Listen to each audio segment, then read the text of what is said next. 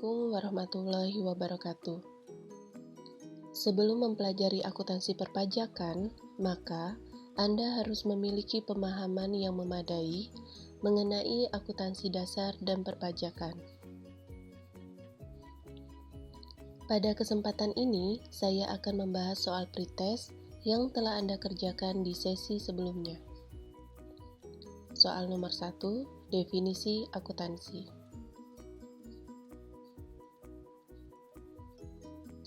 Akuntansi adalah suatu aktivitas jasa yang dilakukan berupa pengidentifikasian, pencatatan, penggolongan, dan pengikhtisaran atas transaksi dan kejadian-kejadian yang bersifat keuangan, termasuk menafsirkan hasil-hasilnya.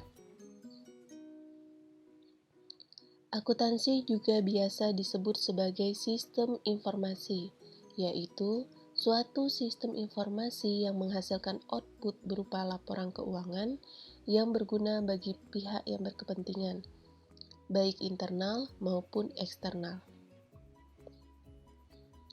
Output dari akuntansi adalah laporan keuangan. Laporan keuangan ini digunakan sebagai dasar pengambilan keputusan. Akuntansi juga disebut sebagai bahasa bisnis karena kemampuannya untuk mengkomunikasikan informasi keuangan tentang suatu organisasi kepada berbagai pihak yang berkepentingan. Soal nomor 2. Sebutkan persamaan dasar akuntansi.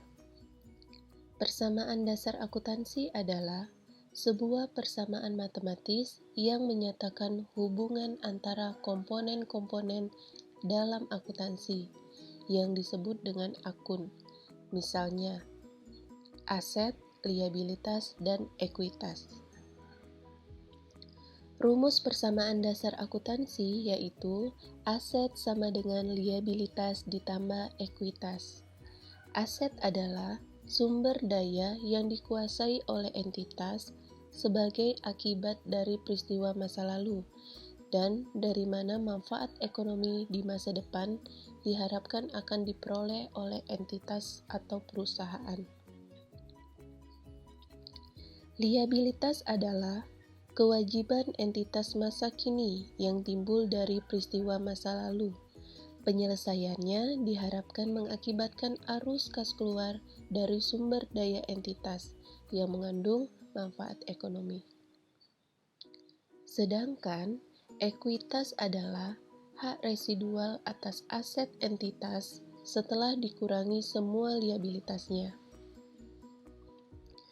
Persamaan ini menyatakan bahwa aset atau harta yang dimiliki oleh entitas akuntansi nilainya sama dengan liabilitas ditambah ekuitas. Soal nomor 3. Siapa pengguna laporan keuangan komersial atau laporan yang dihasilkan oleh akuntansi keuangan? Pengguna laporan keuangan komersial yaitu pihak internal dan pihak eksternal perusahaan, meliputi manajer, investor, calon investor, kreditur, pemerintah, supplier, karyawan, masyarakat, dan pihak yang lain yang memiliki kepentingan. Soal nomor 4. Dasar pencatatan adalah bukti transaksi. Bukti transaksi merupakan dasar yang sangat penting untuk pencatatan transaksi pada sebuah jurnal. Karena tanpa adanya bukti, transaksi tidak dapat dijurnal. Adapun bukti transaksi dapat berupa nota, faktur, kwitansi, invoice, dan lain sebagainya. Dalam praktiknya, sering terjadi transaksi keuangan pada suatu perusahaan tetapi tidak memiliki bukti.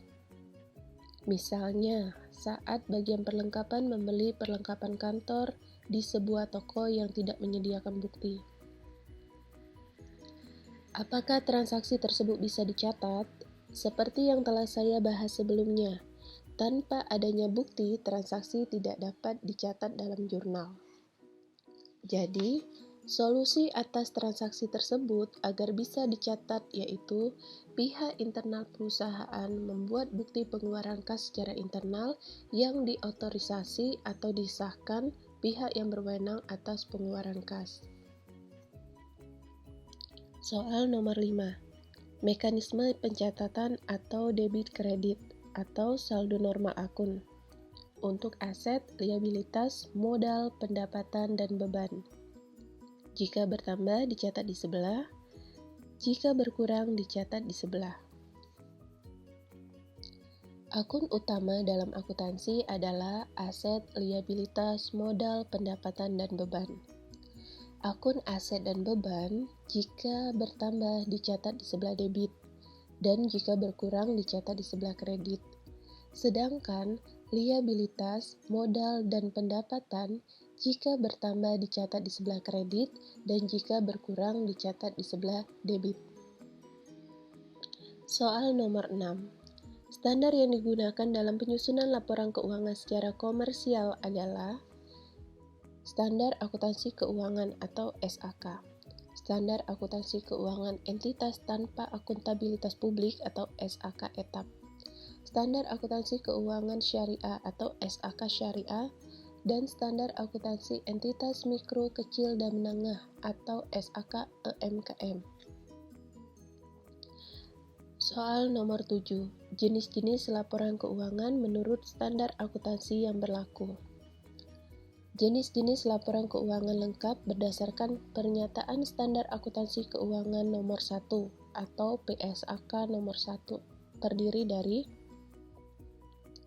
laporan posisi keuangan pada akhir periode, laporan laba rugi dan penghasilan komprehensif lain selama periode, laporan perubahan ekuitas selama periode, laporan arus kas selama periode, dan catatan atas laporan keuangan yang berisi ringkasan kebijakan akuntansi yang signifikan dan informasi penjelasan lainnya. Soal nomor 8. Sebutkan definisi pajak.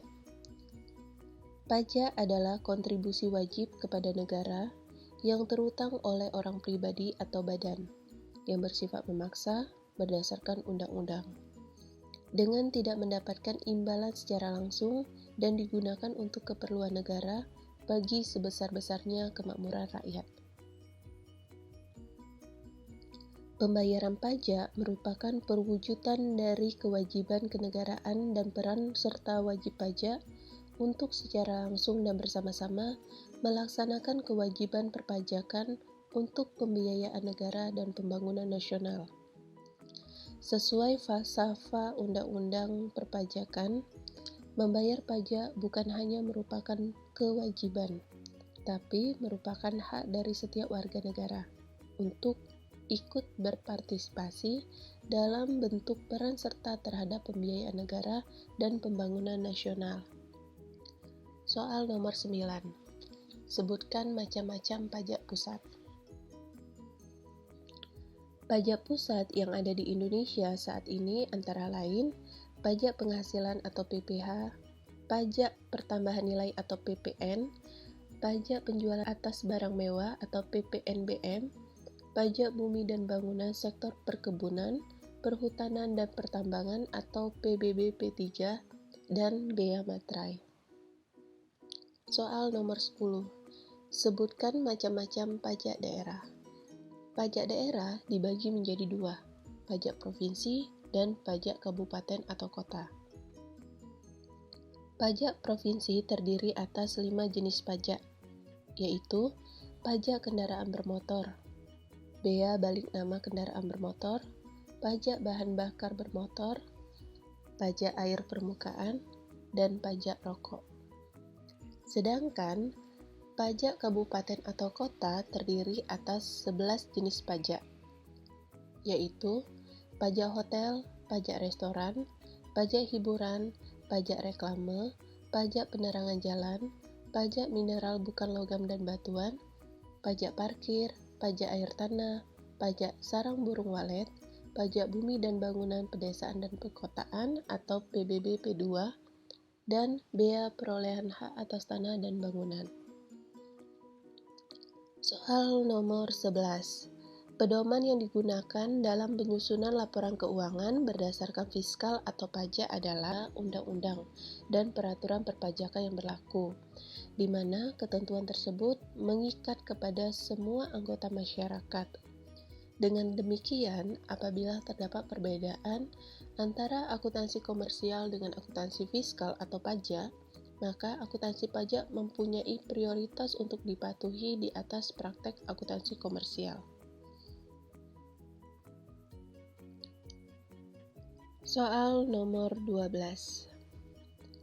Pengguna laporan keuangan fiskal. Pengguna laporan keuangan fiskal adalah Fiskus. Menurut Kamus Besar Bahasa Indonesia, Fiskus adalah pegawai atau pejabat pemerintah yang bertugas untuk mengurus dan menarik pajak. Demikianlah pembahasan soal pretest. Sampai ketemu lagi di belajar akuntansi berikutnya. Wassalamualaikum warahmatullahi wabarakatuh.